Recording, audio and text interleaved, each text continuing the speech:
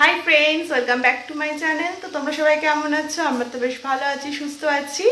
তো আজ হচ্ছে একাদশী, আর আগের নবমী দশমীতে সেরকমভাবে বেরোইনি, আর দশমী দিন তো বৃষ্টিও হয়েছে, বেরোইনি, মানে ওই 3 দিন ঘুরেছি। যাই হোক, এখন আর সেভাবে আর ঘুরতে বেশি ভালো লাগছে না, পরপর 3 দিন বেরিয়েছিলাম বলে।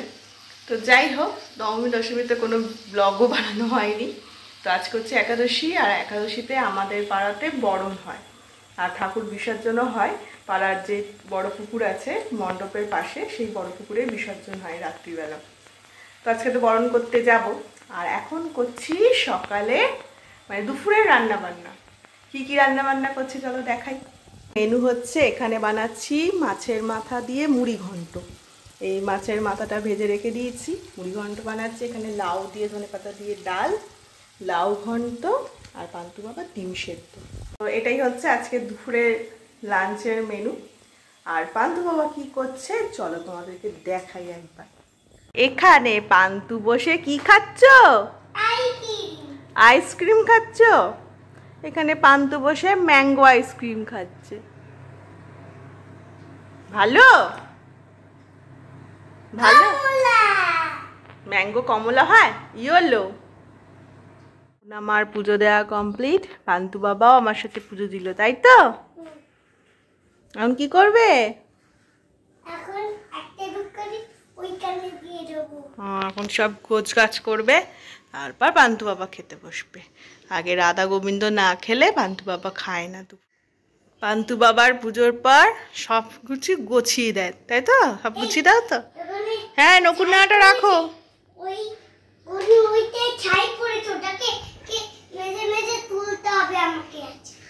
ঠিক আছে, তুমি এখন সব গুছিয়ে নাও।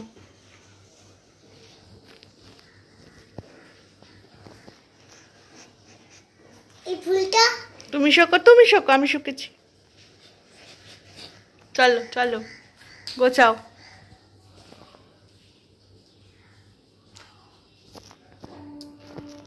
বালতির মধ্যে সব।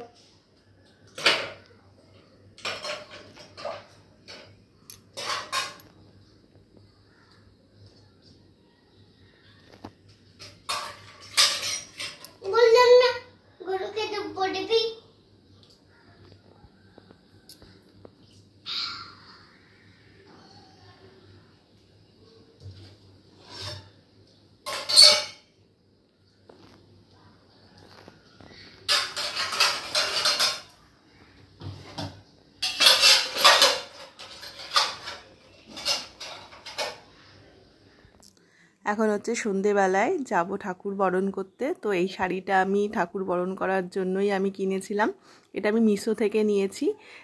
এটা একটা অর্গানজার শাড়ি। তো আমার এই শাড়িটা খুব পছন্দ হলো, রেড কালারে। তো এই শাড়িটা বরণের জন্য নিয়েছি। তো এখন সন্ধ্যাবেলা সন্ধ্যা পুজো দিয়ে ঘরের ঠাকুরকে এখন রেডি হয়ে গেছি। এখন যাচ্ছি মানে মণ্ডপে বরণ করতে। তো এখন সব কিছু গুছিয়ে নিয়েছি, এই যে সামনে আলো।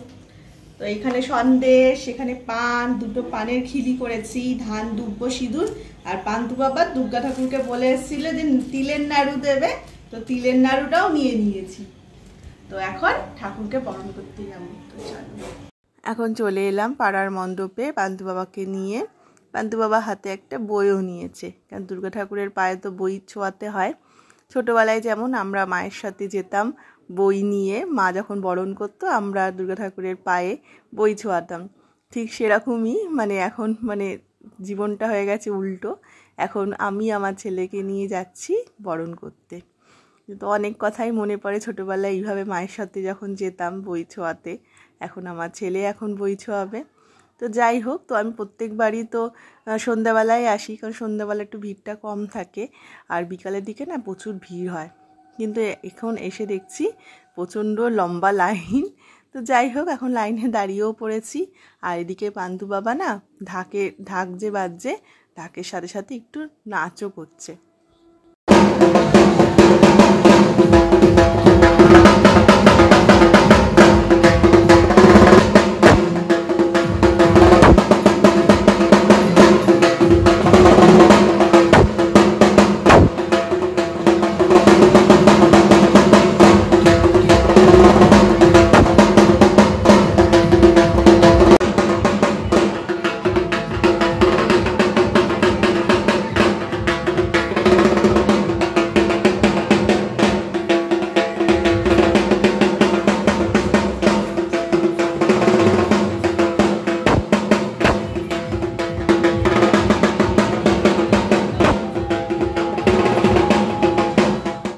পান্তু বাবা ঢাকের সাথে নাচও হয়ে গেল, আর এদিকে আমার লাইনটাও একদম এগিয়ে গেছে।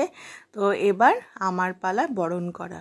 তো পান্তু বাবাকে নিয়ে উঠে পড়েছি বেঞ্চে, কারণ পান্তু বাবা তো দুর্গা ঠাকুরের হাতে বলেছিল যে একটা তিলের নাড়ু দেবে। তো প্রথমে আমি ঠাকুরকে বরণ করে নিলাম, আর ঠাকুরটা এতটা উঁচুতে যে ঠাকুরের মুখ অবধি আমার আর হাত পৌঁছালো না। যাই হোক, ঠাকুরকে কোনো রকমে বরণ করতে পারলাম। তারপরে পান্তু বাবাকে কোলে নিয়ে পান্তু বাবা বলেছিল যে হাতে একটা তিলের নাড়ু দেবে, কারণ দুর্গা ঠাকুর তিলের নাড়ু খেতে খেতে শ্বশুরবাড়ি যাবে। তো বরণ শেষে পান্তু বাবাকে কোলে নিয়ে ঠাকুরকে হাতে তিলের নাড়ুটা দিলাম, কিন্তু এতটাই উঁচুতে হাতটা ছিল, তিলের নাড়ুটা না পড়ে গিয়েছিল। তারপরে আমি একটা তিলের নাড়ু ঠাকুরের হাতে দিয়ে দিয়েছি, কারণ পান্তু বাবা বলেছিল তিলের নাড়ু দেবে ঠাকুরকে, সেটা না দিলে হয়। মা দুর্গার বরণ শেষে তারপর একে একে মা দুর্গার সব সন্তানদের বরণ করে নেব। প্রথমে লক্ষ্মী, গণেশ, তারপর সরস্বতী, কার্তিককে। তো আমার সাথে সাথে পান্তু বাবা সব ঠাকুরের বাহনদেরকেও মিষ্টিমুখ করাচ্ছিল।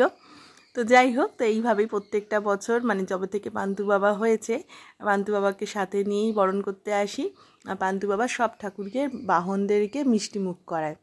তো এখন গণেশ ঠাকুরকে বরণ করে নিচ্ছি, আর পান্তু বাবা ওর বইটাকে ছুঁয়ে নিচ্ছে।